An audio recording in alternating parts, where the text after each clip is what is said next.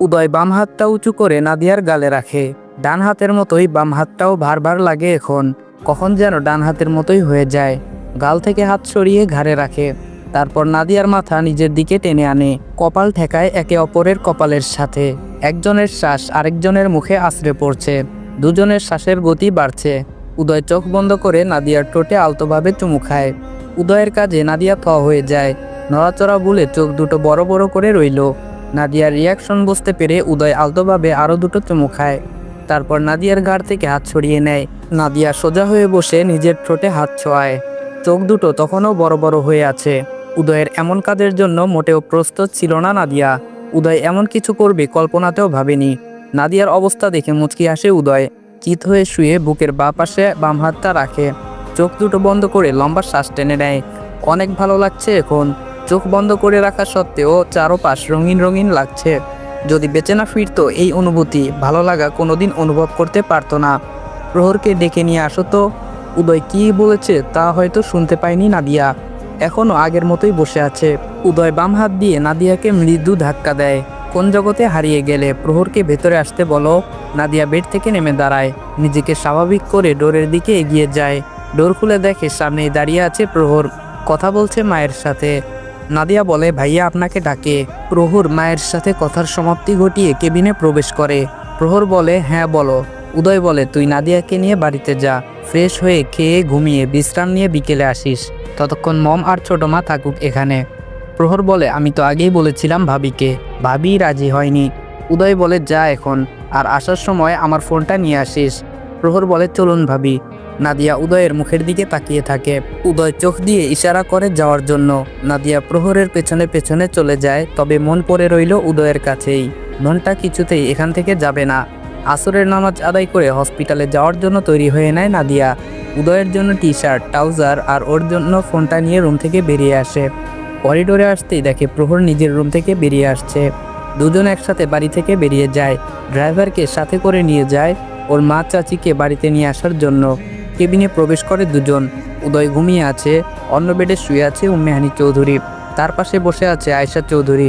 পুরো রুমে শুধু ফ্যানের শব্দ। প্রহর আর নাদিয়াকে দেখে উঠে বসেন উম্মেহানি চৌধুরী। প্রহর ঠোঁটের উপর আঙ্গুল চেপে কথা বলতে নিষেধ করে। নাদিয়াকে কেবিনের ভেতরে রেখে মা চাচিকে নিয়ে কেবিন থেকে বেরিয়ে যায়। কথাবার্তা বলে দুজনকে বুঝিয়ে ড্রাইভারের সাথে বাড়ি পাঠিয়ে দেয়। নিজে আর কেবিনের ভেতরে প্রবেশ করে না, এগিয়ে যায় ডক্টরের চেম্বারের দিকে। সম্ভব হলে এই সপ্তাহের মধ্যেই উদয়কে জার্মানি নিয়ে যাবে। আর দেরি করতে চায় না, যত দ্রুত সম্ভব ভাইকে সুস্থ করতে হবে। উন্নতি হতে গিয়েও আবার অবনতির দিকে এগিয়ে যাচ্ছে। সন্ধ্যার পর উদয়ের শারীরিক কন্ডিশন দেখতে আসে অন্য একজন মেয়ে নার্স। উদয় তখন ভাইয়ের উপর ভর করে আতশোয়া হয়ে আছে। নার্সকে দেখেই কপাল ভ্রু কুঁচকে নেয় উদয়। মুখে ফুটে ওঠে বিরক্তিভাব। এই বজ্জাত মহিলারা একটু পরপর কেন আসে ওর কাছে? মেয়ে মানুষ দেখলেই তো ওর মাথায় রক্ত উঠে যায়। অসহ্যকর এই মহিলারা, দেখলেই রাগে গা জ্বলে। নার্স উদয়ের সামনে দাঁড়ায়। নার্স বলে, একটু সোজা হয়ে ঠিকভাবে বসুন। উদয় সোজা হয়ে বসে কোনো রকমে। নার্স উদয়ের হার্টবিট চেক করতে যায়। নার্সকে ধমক দিয়ে ওঠে উদয়। পেশেন্টের ধমক শুনে কেঁপে ওঠে নার্স। কে বলবে এই লোক 2 দিন পর আজ সকালে আইসিইউ থেকে বের হয়েছে। এর ধমক শুনে মনে হচ্ছে সুস্থ স্বাভাবিক মানুষ। নড়াচড়া করতে পারে না, কিন্তু গলার তেজ কমেনি। যাও একটু কমেছিল তা আবার বেড়ে গেছে। নাদিয়া আর প্রহর একবার নার্স তো আরেকবার উদয়ের দিকে তাকায়। উদয়ের চোয়াল শক্ত, চোখে মুখে রাগ স্পষ্ট। নার্স পেশেন্টের ধমক খেয়ে কিংকর্তব্য বিমূঢ় হয়ে গেছে, শুধু ফ্যালফ্যাল করে তাকিয়ে আছে উদয়ের দিকে। তাকে কি জন্য ধমক দেওয়া হলো এখনও বুঝতে পারছে না। কি ভুল করেছে? পেশেন্টের বাড়ির লোক রাগারাগি করে, ধমকাধমকি করে, এটা মানা যায়। তাই বলে এখন থেকে পেশেন্টও ধমকাধমকি করবে? ও হ্যালো নার্স আন্টি, আপনি ঠিক আছেন? প্রহরের ডাক শুনে উদয়ের দিক থেকে চোখ সরিয়ে প্রহরের দিকে তাকায়। এই দামড়া ছেলে আন্টি ডাকছে? বয়সের দিক থেকে নার্সের থেকে প্রহর বড় হবে, আর এই ছেলে কিনা আন্টি ডাকছে। কোন অ্যাঙ্গেলে থেকে আন্টি মনে হয়? এখনো বিয়ে করেনি, বাচ্চা হয়নি, আর এই বদ ছেলে কিনা আন্টি বানিয়ে দিল। 10-12 বছরের বাচ্চা আন্টি ডাকলে তাও মানা যেত। বুইরা দামড়া বেটা বিয়ে করলে 3 বাচ্চার বাপ হয়ে যেত, সে কিনা আন্টি ডাকে? খাটাস লোক একটা। ভাই দুইটাই পাগল। নার্স নিজেকে স্বাভাবিক করে উদয়ের হাতের দিকে হাত বাড়ায় পালস রেট চেক করার জন্য। উদয় বাম হাতটা সরিয়ে নিয়ে আবার ধমক দিয়ে বলে, কি সমস্যা? বারবার ছুতে আসছেন কেন? নার্স বলে, না ছুলে আপনার কন্ডিশন বুঝবো কিভাবে? আমার কাজ আমাকে করতে দিন। উদয় বলে, দেখছেন আমায়, ঠিক আছে আমি, এখন আসুন এখান থেকে, আর আসবেন না এই কেবিনে। নার্স চুপ করে দাঁড়িয়ে রইল। এই লোকের মাথাটাও খারাপ হয়ে গেল নাকি? পালস রেট চেক করলো না, প্রেশার মাপলো না, দুটো ইঞ্জেকশন দেওয়ার আছে তাও দিল না। বলছে কিনা চলে যেতে, আবার আসতেও নিষেধ করছে, আবার শুধু শুধু ধমকাধমকি করছে, রাগ দেখাচ্ছে। নার্সিং পেশায় জয়েন করার পর অনেক ঘাড়তেরা পেশেন্ট দেখেছে, কিন্তু উদয়ের মতো ঘাড়তেরা জীবনেও দেখেনি। এই লোক মাস্টারপিস। নার্স এতক্ষণ ভালোভাবে কথা বললেও এখন সেও রাগ দেখিয়ে বলে, মিস্টার চৌধুরী, আমার কাজ আমাকে করতে দিন, অন্য পেশেন্টও দেখতে হবে আবার। উদয় বলে, একদম ছোঁয়ার চেষ্টা করবেন না আমাকে, ছেলে নার্স আছে না, ওনাকে ডেকে নিয়ে আসুন। নার্স বলে, আমাকে আপনার দেখাশোনার দায়িত্ব দেওয়া হয়েছে, অন্য কেউ কেন আসবে?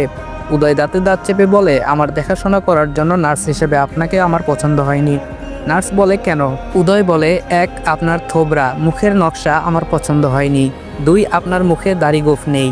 3, আপনি একটা মেয়ে, সাথে প্রচুর বাচাল, অভদ্রও বটে, পেশেন্টের সাথে তর্ক করেন। তর্ক করা মানুষ আমার একদম অপছন্দ, আর সে যদি হয় মেয়ে তাহলে আমার দৃষ্টি সীমানার বাইরে থাকতে হবে। বক বক করে আমার মাথা খেয়ে দিল, এখন বের হন এখান থেকে। প্রহর আর নাদিয়া চুপ করে উদয়ের কথা শুনছে। একে কিছু বলেও লাভ নেই, যা ইচ্ছে তাই করবে, কিছু বললে শুধু শুধু বাক্য অপচয় হবে। নার্স অপমান বোধ করে কেবিন থেকে বেরিয়ে যায়, রাগে ফোঁসফোঁস করতে করতে। ওনাকে অভদ্র বলে? ওই ছেলে নিজেই তো আস্ত একটা অভদ্র। নার্স ডক্টরের চেম্বারের দিকে এগিয়ে যায়। ওই অভদ্র পেশেন্টের দেখাশোনা সে করতে পারবে না। মুখের কথার কি ধরন! বলে কি না মুখের নকশা পছন্দ হয়নি, আবার মুখে দাড়ি গোঁফ নেই। আরে মেয়ে মানুষের মুখে দাড়ি গোঁফ কোথা থেকে আসবে? ডক্টরের চেম্বারে এসে সব বলে উদয় কি বলেছে। সে আর ওই পেশেন্টের দেখাশোনা করবে না, অন্য কাউকে এই দায়িত্ব দেওয়া হোক। নার্সের কথা শুনে হতাশ হয় ডক্টর। আইসিইউ এর ভেতরে থাকতেও নার্সের সাথে এরকম করেছে, সেও কমপ্লেন করেছিল। এই ছেলে কবে ঠিক হবে? এখনও মেয়ে মানুষ দেখতে পারে না 2 চোখে, নিজের থেকে 10 হাত দূরে রাখে মেয়েদের। ডক্টর নার্সকে সাথে নিয়ে উদয়ের কেবিনে আসে। ডক্টরের সাথে নার্সকে দেখে চোয়াল শক্ত করে আবার মুখ ঘুরিয়ে অন্যদিকে তাকিয়ে থাকে উদয়। ডক্টর নার্স দুজনেই উদয়ের মুখ ঘুরিয়ে নেওয়া দেখে। এই ছেলে নিজেকে কীভাবে কে জানে।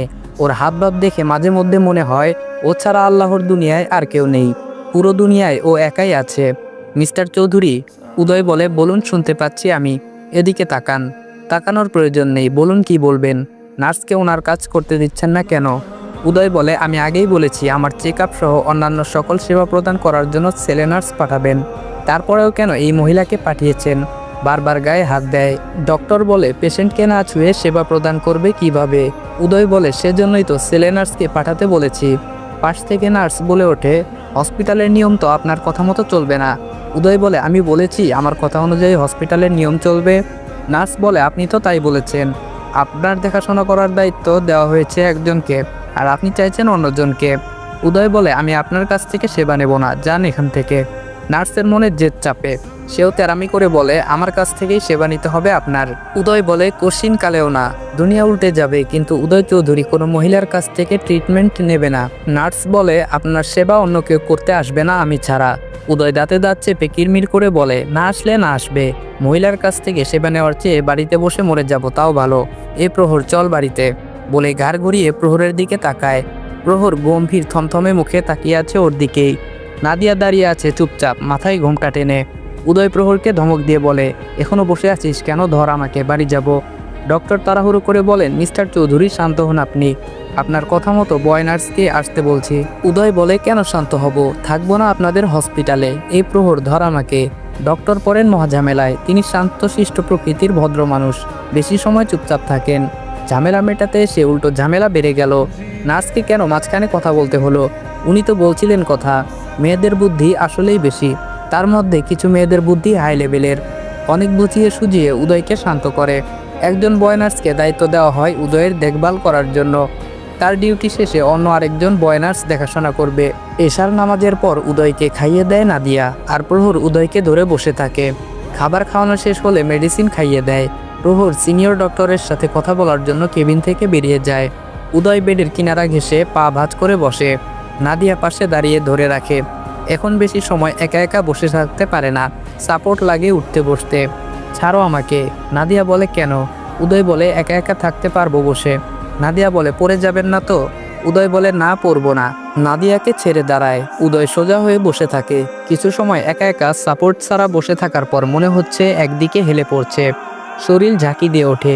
আসলেই একদিকে কাত হয়ে গিয়েছিল কিছুটা। নাদিয়া উদয়ের পাশেই দাঁড়িয়ে আছে। বলা তো যায় না যদি পড়ে যায়। উদয় পানি খেতে চায় আবার। নাদিয়া পাশ ফিরে পানির বোতল হাতে নেয়।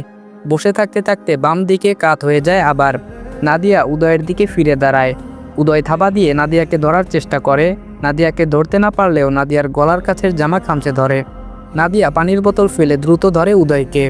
উদয়ের মাথার সাথে নাদিয়ার মাথার টক্কর লাগে। পড়তে পড়তে রক্ষা পায়। দুজনেরই হার্টবিটের গতি বেড়ে গেছে। মাথায় ব্যথাও পেয়েছে। যদি পড়ে যেত কি হতো। ধরে বেডের সাথে হেলান দিয়ে বসায় উদয়কে। উদয়কে নিজের দিকে তাকিয়ে থাকতে দেখে নাদিয়া নিজেও তাকায়। সাথে সাথে চোখ দুটো ছানা বড়া হয়ে যায়। দ্রুত গতিতে ওড়না দিয়ে শরীর ঢেকে নেয়। নাদিয়া বলে কি করলেন এটা? উদয় বলে কি করলাম? নাদিয়া বলে জামা। আর কিছু বলার আগে উদয় নিজে বলে ছিঁড়ে গেছে। নাদিয়া বলে ছিঁড়লেন কেন? উদয় বলে ইচ্ছে করে ছিঁড়েছি নাকি?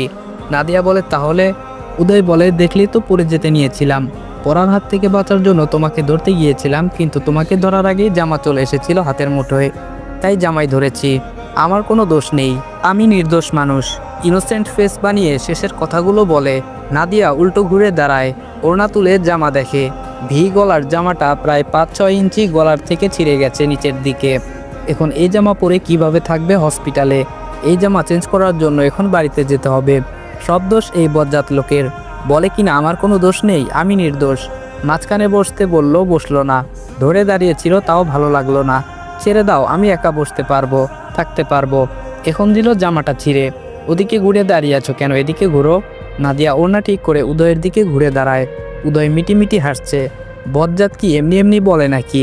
অকাজ করে আবার হাসছে। উদয় বলে সরি, আমি বুঝতে পারিনি এমন কিছু হয়ে যাবে। যদি বুঝতে পারতাম তাহলে পড়ে যেতাম, তবুও ধরতাম না। কাছে আসো, দেখি কতটুকু ছিঁড়েছে। মাথায় হাত বুলিয়ে দিই, আসো। উদয় নিজের বাম হাতের দিকে তাকায়। চোখ যায় হাতের নখের দিকে। মাঝখানের 3টা নখের সাথে কিছু লেগে আছে। চোখের সামনে উঁচু করে ধরে। বৃদ্ধাঙ্গুলের সাহায্যে নখের ভেতরে যা আছে সেটা বের করে। ভালোভাবে খেয়াল করে দেখে চামড়া। তড়িৎ গতিতে নাদিয়ার দিকে তাকায়। নাদিয়ার শরীরের চামড়া ওর নখের সাথে উঠে এসেছে। নখ তো ছোট ছোটই, তারপরেও চামড়া উঠে গেছে আঁচড় লেগে। উদয় বলে কাছে ডাকছি না, আসছো না কেন? তাড়াতাড়ি আসো। গম্ভীর স্বরে বলে কথাগুলো। উদয়ের হাসি হাসি মুখ হঠাৎ গম্ভীর হয়ে যেতে দেখে এগিয়ে আসে নাদিয়া। উদয় নাদিয়ার ওড়না সরাতে গেলে নাদিয়া হাত আটকে দেয়। হাত সরাও নাদিয়া। নাদিয়া হাত সরিয়ে নেয়। উদয় ওড়না একটু নিচের দিকে নামায়। যেখান যেখান থেকে চামড়া উঠে গেছে সেখান থেকে রক্ত বের হচ্ছে বিন্দু বিন্দু মাত্রায়। আরও 2 নখের আঁচড়ে লাল হয়ে ফুলে উঠেছে। উদয়ের ভীষণ খারাপ লাগে। নিশ্চয়ই অনেক জ্বালা করছে। মুখ উঁচু করে নাদিয়ার মুখের দিকে তাকায়। নাদিয়ার চোখে মুখে যন্ত্রণার কোনো ছাপ নেই, যেন কিছু হয়নি। নাদিয়ার চোখে মুখে যন্ত্রণার কোনো ছাপ না থাকলেও তা উদয়ের চোখে মুখে ফুটে ওঠে। যেন ব্যথা নাদিয়া না, উদয় নিজেই পেয়েছে। চামড়া নাদিয়ার ওঠেনি, উদয়ের উঠেছে। অপরাধীর ন্যায় বলে সরি, আমি বুঝতে পারিনি এমন কিছু হয়ে যাবে। আমি সত্যি তোমাকে আঘাত করতে চাইনি। নাদিয়া বলে এভাবে বলছেন কেন? কিছু হয়নি আমার। এর থেকেও বড় বড় আঘাত সহ্য করে নিয়েছি আমি। আপনার কিছু হয়নি, এতে আলহামদুলিল্লাহ। উদয় বলে নার্সকে ডাকো, তোমার ক্ষত স্থানে অ্যান্টিসেপটিক লাগাতে হবে। নিশ্চয়ই অনেক জ্বালা করছে, অয়েন্টমেন্ট লাগাতে হবে। নাদিয়া বলে আপনি এত উতলা হচ্ছেন কেন? কিছু হয়নি আমার, শান্ত হন আপনি। উদয় বলে কে বলেছে কিচ্ছু হয়নি? কতটা চামড়া উঠে গেছে।